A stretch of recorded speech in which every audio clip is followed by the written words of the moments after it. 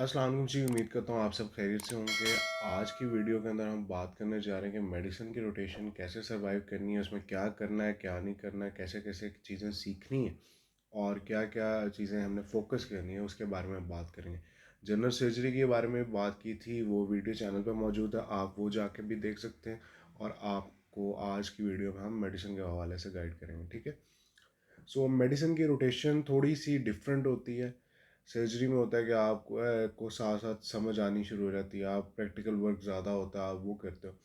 Medicine की rotation में आपको हाथ पकड़ के कोई नहीं सिखाता, ठीक है, आपको खुद सीखना पड़ता है। ज़्यादातर पैसिव लर्निंग होती है इसके अंदर, ठीक है। आपने खुद जो है सीखना है, खुद पूछना है, खुद पेशेंट को पढ़ना है। अपनी एक क्लिनिकल मेमोरी होती है, ठीक है। क्लिनिकल मेमोरी से मुराद ये है कि अब आप जब खुद ऑस्कल्टेट करोगे पेशेंट को तो आपको पता चलेगा अच्छा ये वीज़ है। आपको खुद पता चलेगा कि ये जो है क्रेप्ट्स हैं, ये फाइन क्रेप्ट्स हैं या कोर्स क्रेप्ट्स हैं, ठीक है। आपको खुद काम करने से आएगा, ठीक है। आपको जो है फ्लूइड जो है, थ्रिल जो है वो कैसा होता है, इस तरह की चीज़ें आपको खुद करनी पड़ेंगी। सो स्टार्ट करते हैं। इसको हम तीन हिस्सों में डिवाइड कर देते हैं, ठीक है। तीन पार्ट्स हैं रोटेशन के। ओपीडी है, उसके बाद जो है आपका एमरजेंसी आ जाती है और वार्ड आ जाती है, ठीक है। ओपीडी की बात मैंने ओपीडी गाइड के अंदर की हुई है, इस पर ज़्यादा डिटेल में नहीं बात करेंगे, ठीक है। उसमें पेशेंट आता है, आपने हिस्ट्री ली, सीनियर से आपने उसे डिस्कस किया, उसके बाद उसकी इन्वेस्टिगेशंस की और उसको ट्रीटमेंट प्लान दिया, फॉलो अप किया, सारा कुछ। जो एडमिट करने वाला पेशेंट है उसे एडमिट कर लिया, ठीक है। बाकी गाइड है ओपीडी की चैनल पे, वो आप देख लेना। अब हम बात ज़्यादा करेंगे एमरजेंसी की और वार्ड की। पहले बात कर लेते हैं एमरजेंसी की। एमरजेंसी में होता है कि आपके पास पेशेंट आया, आपने उसे रिसीव किया, उसका जो है एक आपने प्रोविजनल डायग्नोसिस बनाया, उसको आपने इन्वेस्टिगेट करवाया, फिर ट्रीटमेंट दिया उसके अकॉर्डिंगली, ठीक है। अब उसमें दो पार्ट्स आ जाते हैं। एक आ जाता है फर्स्ट एड पार्ट आ जाता है, जिसके अंदर आपके पास जो है हाइपोग्लाइसीमिया के पेशेंट्स आ गए, आपने उन्हें फटाफट इमरजेंसी में रेफ़र कर देना, ठीक है। आपके हेडेक के साथ कोई पेशेंट आ गया, कोई यानी कि कह लेंगे मिनी ओपीडी टाइप के जो पेशेंट्स हैं ना, उन्हें आपने फर्स्ट एड में डील करके उधर से ही वापस भेज देना होता है। और जो आपके पास रेयर केसेस होते हैं, कोई स्ट्रोक आ गया, कोई आपके पास जो है हार्ट अटैक का पेशेंट आ गया, ठीक है, कोई इस तरह की चीज़ें जो हैं वो आपने आगे रेफ़र कर देनी होती है टू द ईआर।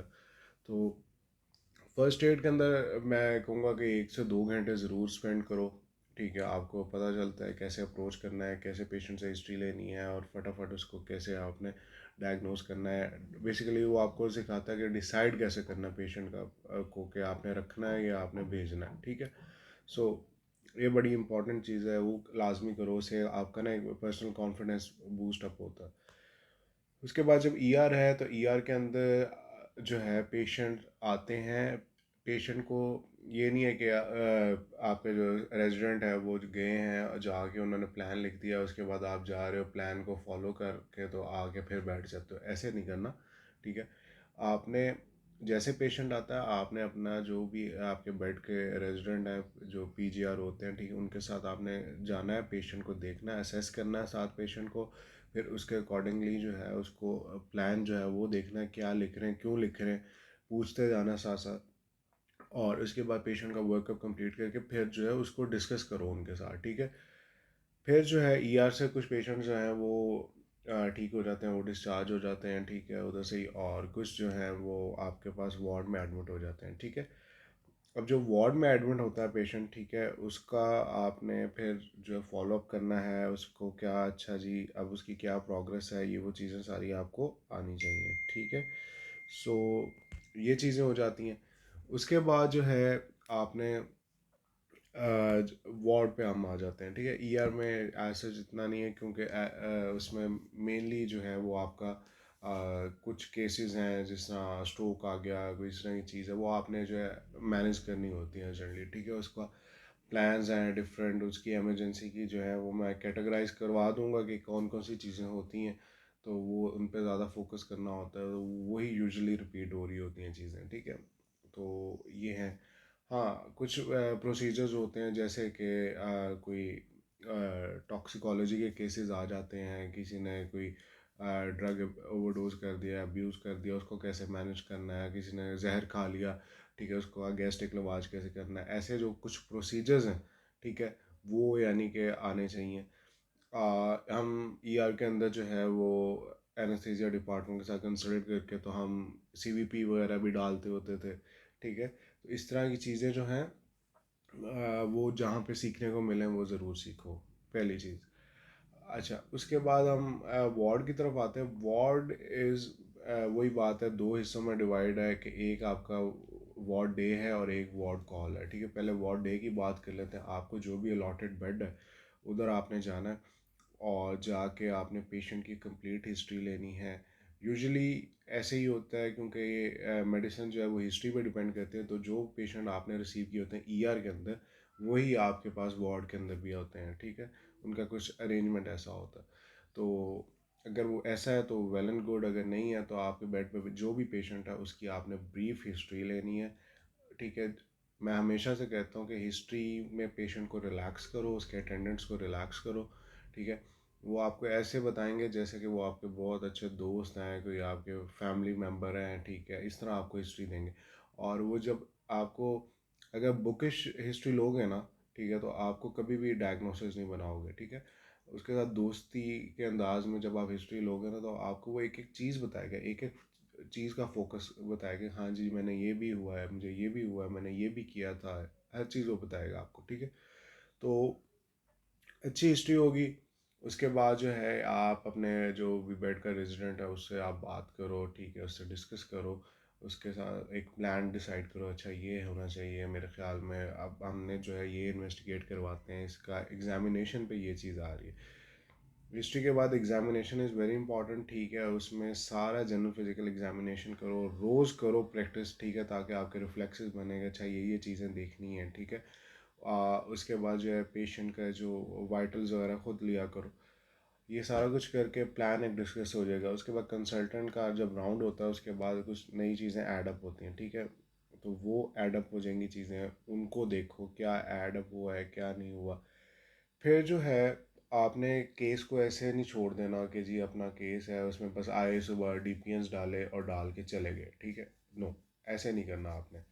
आपने क्या करना है कि आपने उसको डिटेल के अंदर घर जाना है, स्टडी करना है। या फिर मैं कहता होता हूँ कि जो मैंने एक वीडियो बनाई थी जो हाउस ऑफ की बुक्स के रिलेटेड, ठीक है, आप वो भी देख सकते हो। जो बुक्स हैं वो बड़ी कंसाइज होनी चाहिए, ठीक है। हैवी बुक्स नहीं कि आप बैग उठा के फिर रहे हो, एक छोटी सी बुक को जो आपके कंसाइज हो, आपके ओवरऑल की पॉकेट के अंदर आ जाए, ठीक है। और जब आपको टाइम मिले आप खोलो। फॉर एग्जांपल एक पेशेंट आता है आपके पास, ठीक है, पल्मोनरी एडीमा के साथ पेशेंट आता है, ठीक है। आप उसको हिस्ट्री लो डिटेल उसकी, ठीक है, उसके बाद उसका जो है वो एग्ज़ामिनेशन करो, उसकी ऑस्कल्टेशन करो, ठीक है, उसका जो है आप एक्सरे वगैरह देखो, ठीक है, फर्दर कोई इन्वेस्टिगेशंस करवानी है वो देखो, आपका एक पूरा वो माइंड सेट बन जाता है, ठीक है, उसका कि क्या है। फिर आपके पास जब राउंड वगैरह से फ्री हो जाते हो आप अपने वो पॉकेट बुक खोलो, ठीक है, उसके अंदर पल्मोनरी एडीमा जो है वो देखो कि क्या कॉजेज़ होती हैं उसकी, कैसे कैसे होता है, कैसे हम क्या क्या हमें फाइंडिंग्स मिलती हैं और कौन सी इन्वेस्टिगेशंस करानी है और कैसे हम उसे मैनेज करते हैं, ठीक है। ये चीज़ें जब आपको आ जाएंगी उसके बाद आप जो है उसको पूरा स्टडी करोगे, आपको वो चीज़ याद हो जाएगी और वो परमानेंट आपको याद रहेगी, ठीक है, हमेशा के लिए। फिर होता है कि जो देखो जितनी बुक्स पढ़ी होंगी ना आपने पिछले 5 सालों में आपको वो चीज़ याद नहीं होगी, ठीक है। लेकिन पेशेंट मेमोरी जो है ना वो आपको याद होगी, आपको याद आएगा कि हाँ मैंने एक मेरे पास पल्मोनरी एडीमा केस आया था तो उसमें ये फाइंडिंग्स थी, तो मैंने जो है उसको ऐसे ऐसे मैनेज किया था, ठीक है। वो चीज़ जब आपको आनी शुरू हो जाएगी ना तो आपका यानी बेहतरीन हो जाएगा, आपको हर चीज़ समझ आएगी, ठीक है। सो ये चीज़ है। उसके बाद ऐसे करके आपने करना है। तो वार्ड कॉल की अगर बात करूँ तो वार्ड कॉल के अंदर आपने ये करना है कि आपने पेशेंट्स तो मैनेज करना ही है सारा कुछ, ठीक है, और सारी अपनी बे जो भी मिलती है आपको उसके अकॉर्डिंगली आपने उसको देखना है। मैं यूजुअली ये करता होता था कि मैं जब अपने रूम वगैरह के अंदर फ्री बैठे होते थे तो मैं पेशेंट की फ़ाइल जो है वो और इन्वेस्टिगेशन बॉक्स उसका कॉल बॉक्स पूरा जो है ना वो उठा के तो मैं ले जाता था रूम के अंदर और उधर बैठ के तो उसे फुल स्टडी करते थे कि अच्छा ये हिस्ट्री आई पेशेंट की, उसके बाद उसने हमने ये इन्वेस्टिगेशन करवाई, ईआर में हमने ये मैनेजमेंट की थी, उसके बाद प्लान ये था, ठीक है। फिर डिपार्टमेंट्स के अंदर जो कॉल सिस्टम चल रहा होता है कि इस डिपार्टमेंट को हमने कॉल भेजी, उनका ये रिस्पांस है, इस वजह से हमने कॉल भेजी, उसका ये आया रिस्पांस, ये चीज़, ठीक है। तो ये आपने लाजमी करना है। फिर जो प्रोसीजर्स हैं लाइक एलपी हो गया, प्लूरल टैप हो गया, एसिटिक टैप हो गया, ठीक है, बेड साइड अल्ट्रासाउंड, ईसीजीज, ठीक है, सीवीपी डालनी है, किसी के ईटीटी डालनी है, ये चीज़ें आपको सीखनी चाहिए, आपको आनी चाहिए, ठीक है। उसमें घबराना नहीं है, जहाँ पे मौका मिलता है प्रैक्टिकल नॉलेज का, वो मैंने आपको पहले भी कहा है कि वो लाजमी आपने लेना है, ठीक है। सो ये चीज़ होगी। तो आई होप ये चीज़ें जो है वो काफ़ी हद तक जो है वार्ड से रिलेटेड जो है वो क्लियर हो गई होंगी, ठीक है। कुछ रहता हुआ अगर कुछ समझ ना हो आया या पूछना हुआ तो वो आप नीचे कमेंट करके पूछ सकते हो। एक चीज़ जो है एंड पे मैं आपको ज़रूर बोलना चाहूँगा कि कुछ पेशेंट्स होते हैं, उनका जो है ना, यानी कि हमें होता है कि कोई बहुत ज़्यादा पुअर प्रोग्नोसिस है, ठीक है। तो एक वो बाकी ज़िंदगी मौत अल्लाह ताला के हाथ में है, लेकिन एक है कि वो जो हमारा थोड़ा सा नॉलेज है उसके अकॉर्डिंगली उसका पुअर प्रोग्नोसिस होता है और सारा कुछ, ठीक है। सो उस पे होता है कि डॉक्टर्स जो है ना वो होप छोड़ देते हैं, यार ये पेशेंट है तो इस पे अब क्या करें हम, ठीक है। सो लेकिन है कि आप इस तरह का जो क्रिटिकल पेशेंट होता है उसके लिए एफर्ट ज़रूर करो, ठीक है। अपने उनके लिए नहीं, यानी कि उसकी फैमिली के लिए नहीं, ठीक है, अपने ज़मीर के लिए एटलीस्ट जो है ना आपने खुद एफर्ट ज़रूर करनी है। आपने जो है अल्लाह ताला को राज़ी करने के लिए उसको एफर्ट करनी है उसकी, ठीक है। आपको यानी कि उसका सीपीआर करना पड़ता है, आगे होके करो, ठीक है, उसे फुल अटेम्प्ट करो। आई हैव पर्सनली सीन के हमने यानी कि अल्हम्दुलिल्लाह अल्लाह ताला के करम से बहुत से पेशेंट्स रिवाइव भी होते देखे हैं और हुए भी हमारे हाथों, ठीक है। सो ये चीज़ है कि उसे ना वो कहता है ना कि एक लास्ट जो है ना उसमें एड्रेनलिन रश जो है अपना दिखाना है, और इसके अंदर जो है ना आपने एक जज्बे के साथ ना एक अटेम्प्ट ज़रूर लेनी है कि जो कहते हैं ना आखिरी कोशिश, वो लाजमी लेनी है। आपने बेहिस नहीं होना, ठीक है। आपने ये नहीं है कि यार इस बंदे ने तो बचना नहीं, मैं क्यों इतनी एफर्ट करूँ, ठीक है। जिस तरह होता है कि डीएनआर साइंस होते हैं, सारा कुछ होता है, वो एक ठीक है, कुछ केसेस में वो चीज़ ठीक है आप करवा लेते हो, लेकिन है कि जहाँ पे अटेम्प्ट बनती है वहाँ पे एक ज़रूर अटेम्प्ट दो, ठीक है। एक सोशल जिस तरह होता है ना कि सोशली आप उसकी फैमिली को सेटिस्फाई करने के लिए, अल्लाह ताला को राज़ी करने के लिए एक अटेम्प्ट लाजमी अपनी देनी है आपने, ठीक है। सो उम्मीद करता हूँ कि आपको काफ़ी कुछ चीज़ें सीखने को मिली होंगी, ठीक है। अगर फिर भी कोई चीज़ मिस होगी मुझसे या कोई चीज़ रह गई है तो आप नीचे कमेंट करके पूछ सकते हो। तो शेयर करो अपने दोस्तों के साथ भी, ठीक है। ख्याल रखो अपना, अल्लाह हाफ़िज़।